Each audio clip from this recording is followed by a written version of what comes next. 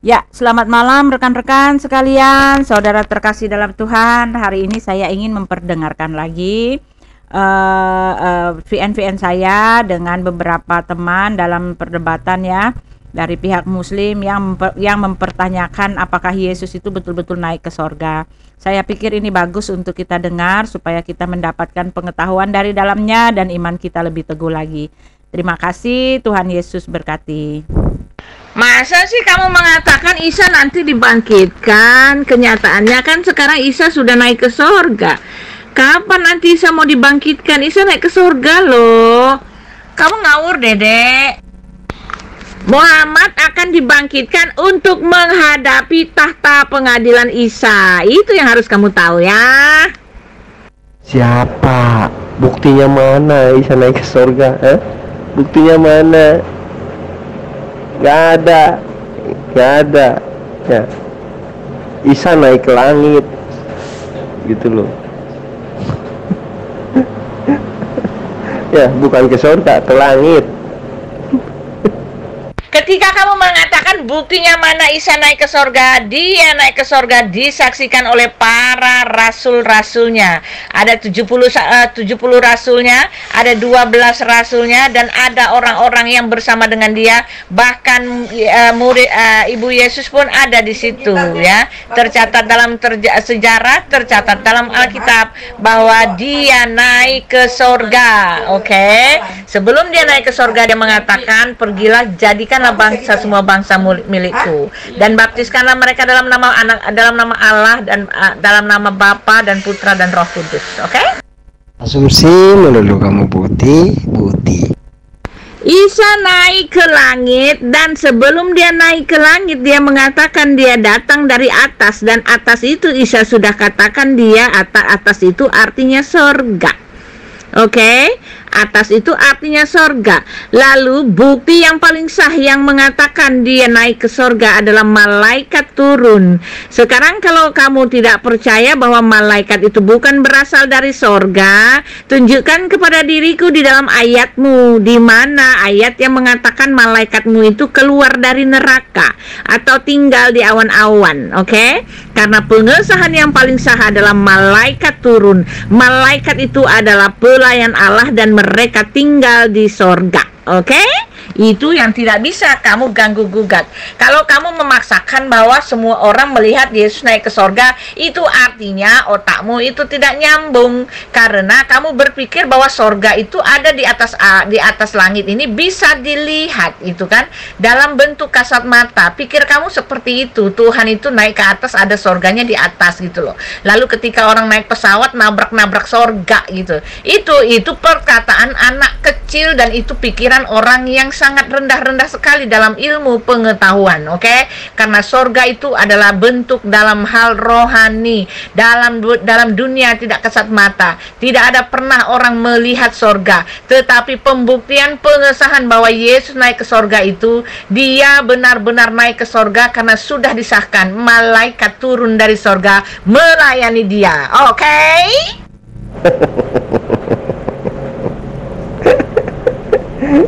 Kapan itu? Mana dalilnya? Ayo sini, mana dalilnya? Ngomong-ngomong, surga itu lebih besar daripada Tuhan ya, Bu? Dalilnya mana? Dalil ayat sini, dalil mana?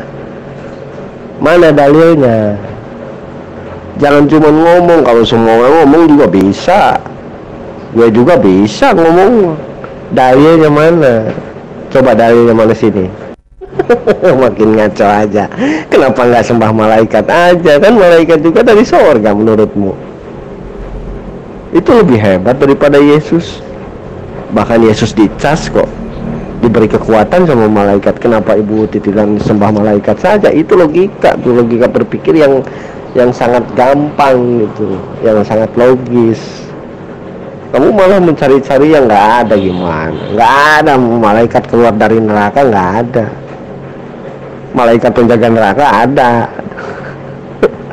Tunggu aja nanti Ibu Titi ketemu. Nah, itu kamu mengatakan malaikat tidak ada yang keluar dari neraka. Lalu kenapa kamu mengatakan bahwa kami menyembah malaikat saja? Karena malaikat itu keluar dari sorga. Malaikat itu pelayan yang ada di sorga.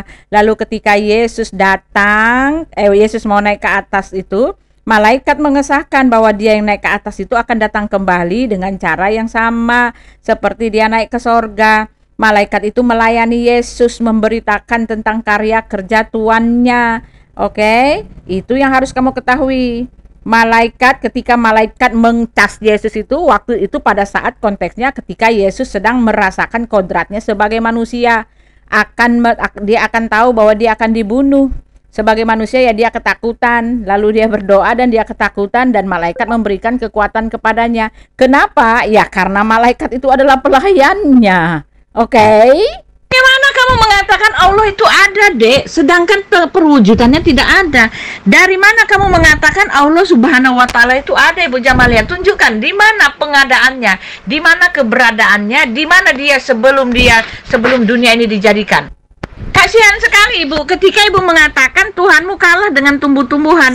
Api cahaya bisa hidup tanpa roh. Maaf Bu, api cahaya bisa hidup tanpa roh. Bagaimana Ibu mengatakan api itu adalah roh? Bagaimana Ibu mengatakan cahaya itu adalah roh? Bagaimana Ibu mengatakan Bu, itu kan partikel-partikel Bu, ion-ion Bu, itu bukan makhluk hidup Bu. Ketika Ibu mengatakan Tuhan Ibu itu zat, bagaimana dia bisa memberikan kehidupan buat Ibu gitu loh.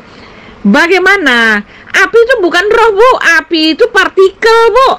Buset dah, masa sekarang nanti besok karena mesin bisa menggerakkan motor, Ibu katakan juga bahwa mesin itu adalah roh juga ya Bu? Aduh. Kamu mau tahu dalilnya?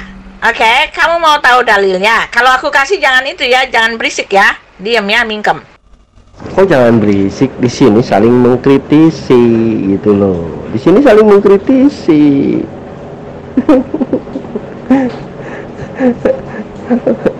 Iyalah, Yesus pasti nggak pernah ngomong seperti itu. Karena apa? Dia memposisikan dirinya sebagai utusan. Tidak mungkin dia mengakui bahwa dia yang mengutus. Dia itu adalah seorang utusan. Dia mempunyai Tuhan. Tidak mungkin seorang yang mempunyai Tuhan mengaku Tuhan. Sesat kamu.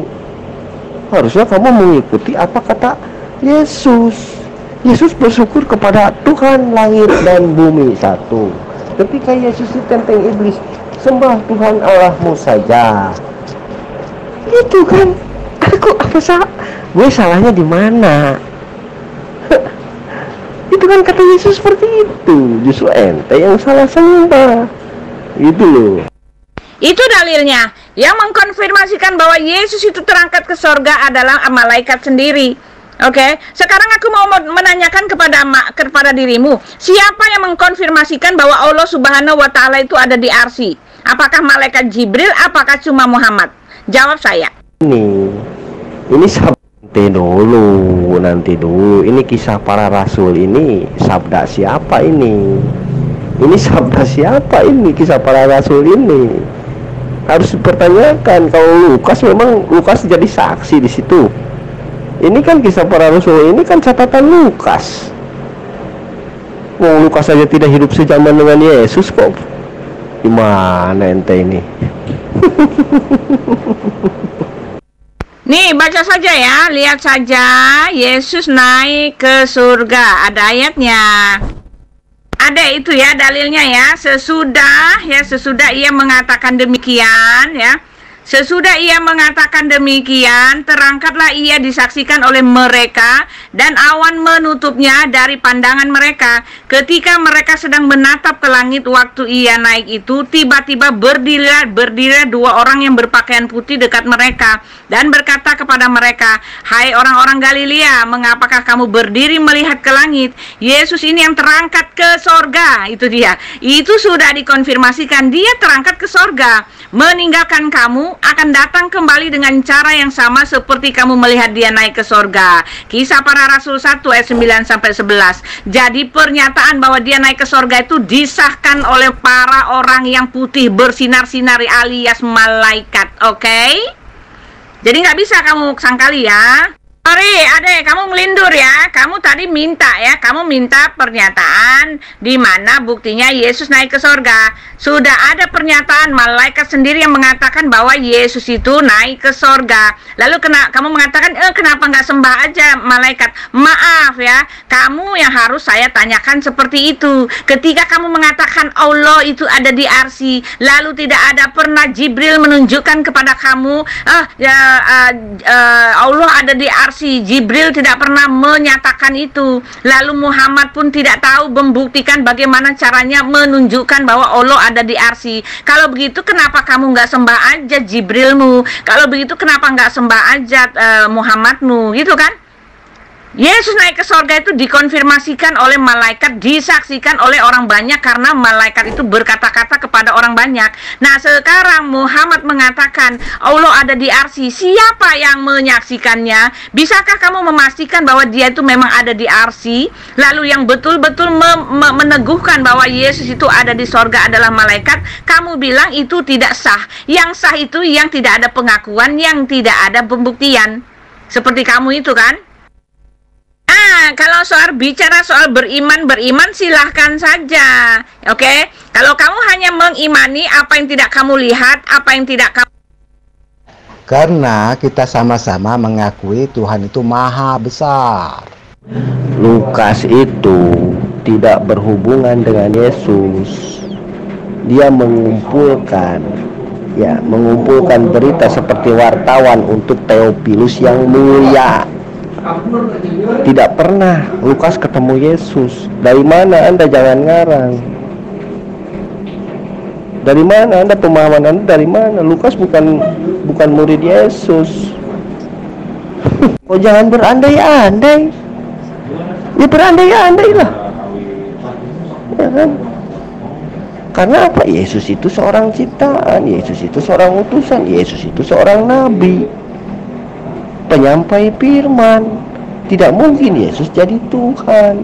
Tidak mungkin jadi Yesus jadi Tuhan mau pencipta. Nggak mungkin, nggak ada. Yohanes 1 ayat 3 itu adalah Allah yang berfirman. Itu loh, Tuhan yang berfirman,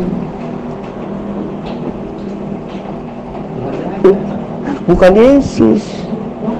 Yesus itu seorang firman. Jadi oknum dari firman. Sama seperti gunung, alam semesta, matahari, itu sama posisinya. Kami manusia ya sama, dari firman ya, dari oknum yang berfirman. Nah, disinilah sesat ente ini. Harusnya ente menyembah yang berfirman, bukan menyembah firman, bukan menyembah kata-kata. Kalau kamu menyembah firman, ya, salah sembah kamu. Nanti akan banyak sekali kamu Tuhannya gitu loh. Kalau kamu menyembah firman. Ya, Ade, kamu mengatakan Lukas bukanlah murid Yesus, tetapi maaf, tercatat di Alkitab Lukas itu ada bersama dengan murid-murid Yesus.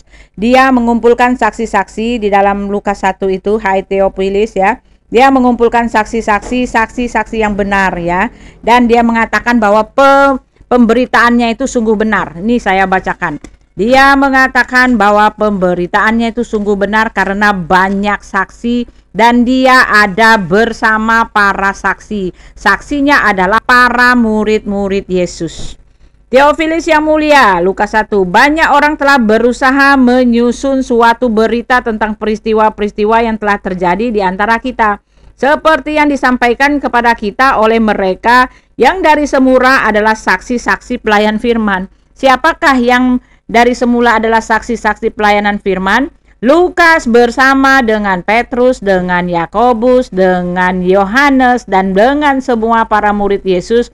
Dan dia ada bersama-sama dalam satu tim penginjilan, penyebaran kabar sukacita di dalam kisah para rasul. Ya, dia ada bersama-sama dengan Rasul Paulus dan dengan rasul yang lain gitu loh. Ini yang dia maksud bahwa saksi-saksi mata dan pelayan firman. Karena itu setelah aku menyelidiki segala peristiwa itu dengan seksama dari awal mulanya, aku mengambil keputusan untuk membukukannya dengan teratur bagimu, supaya engkau dapat mengetahui bahwa segala sesuatu yang diajarkan kepadamu sungguh benar. Oke? Jadi Lukas itu dia adalah bukan ke-12 murid Yesus, tetapi dia masuk dalam kategori 70 murid dan dia ada bersama-sama satu tim pelayanan ketika Yesus menyuruh mereka untuk pergi ke seluruh dunia untuk memberitakan Injil, kabar keselamatan. Begini, kalau Anda mempercayai Tuhan Anda maha besar, coba bandingkan Tuhan Anda dengan gunung besaran mana? Itu satu. Yang kedua, Tuhan Anda maha kuasa. Kuasanya di mana? Yesus. Oh, dia aja digebugin kok. Nggak ada kuasanya Yesus. Raja apaan dia? Nggak ada raja dia, nggak jadi raja dia. Ente salah sembah. Kalau ente mau menyembah seorang raja, kenapa nggak nyembah Salomo atau Daud? Raja tuh. Kalau tidak perlu sembah Nabi Muhammad juga raja. Hampir bahkan melebihi daripada raja. Ya, firman ya, kamu mengatakan kenapa Yesus itu adalah utusan karena dia adalah perkataan Allah. Yang kamu tidak tahu adalah firman itu adalah Allah sendiri. Karena Tuhan kami orang Kristen itu adalah roh. Roh yang tidak punya wujud ya, tidak berwujud tetapi dia berfirman, dia berkata-kata dan perkataannya itu hidup ya. Perkataannya atau firmannya itu hidup ya. Jadi firman atau Allah itu sendiri, firman itu adalah Allah sendiri. Jadi kamu salah pengertian ya mengenai firman. Di dalam surat kamu sendiri ya mengatakan ya, di dalam kitab kamu sendiri mengatakan seperti ini, bahwa Isa itu adalah kalimatullah ya. Di dalam hadis Anas bin Malik halaman 72, Isa Al-Masih itu sesungguhnya roh Allah dan firman-Nya. Oke, di dalam An-Nisa 171, sesungguhnya Isa Al-Masih putra Maryam itu utusan Allah dan firman-Nya. Yang tidak diketahui oleh Muhammad, firman itu adalah Allah sendiri. Karena Tuhan kami itu tidak berwujud, tetapi kata-kata atau perkataannya itu bisa didengar. Dan perkataan itulah adalah Allah sendiri. Karena dia adalah Allah, ya kan? Perfirman itu adalah Allah. Itu yang kamu tidak mengerti, ya. Lalu satu lagi kamu mengatakan kenapa nggak sembah gitu loh. Orang begini, kalau Anda mempercayai Tuhan Anda maha besar, itu yang saya mau tanyakan justru kepada kamu. Kalau kamu mengatakan, kalau Tuhanmu mengatakan bahwa dia maha besar, besarnya di mana? Buktinya di mana? Kalau kamu mengatakan Tuhanmu itu maha kasih, kasihnya di mana? Buktinya di mana? Kalau kamu mengatakan Tuhanmu maha hadir, maha hadirnya di mana? Buktinya di mana? Dia di kiblat, dia tidak melakukan apa-apa, dia mengatakan kasih, tapi kalian selamat ya cari sendiri, bukan diselamatkan. Kalau mau mengatakan dia besar, tetapi dia tidak bisa menjadi manusia.